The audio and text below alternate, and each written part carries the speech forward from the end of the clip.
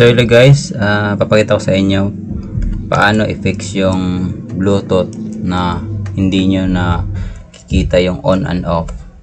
So search natin yung Bluetooth. Yan.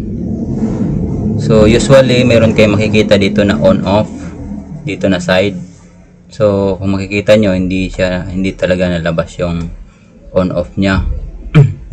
So ngayon, para i-fix yan, so punta kayo dito sa browser, tapos download nyo yung driver nya, Bluetooth driver for Windows 11, kasi Windows 11 kasi yun sa akin. Tapos click nyo to, yan.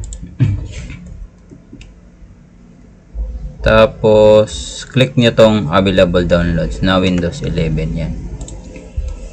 Accept lang ang terms,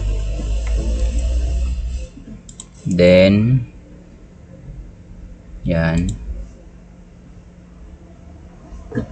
then install nyo to, double click nyo lang. Are you sure you want to upgrade? Yes. So install lang natin. Yan, next, accept, then next.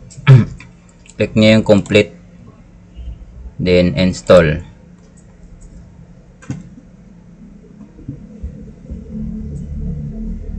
So yan, installing Intel R wireless Bluetooth R.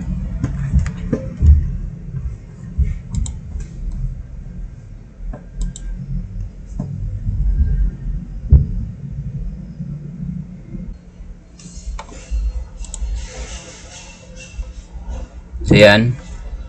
So sa makikita nyo, ayan o, lumabas na yung Bluetooth. So pwede niyo siya i-turn on. Yan. Tapos yan, lumabas na dito yung Bluetooth device. Tapos turn off. So yun lang. Thank you.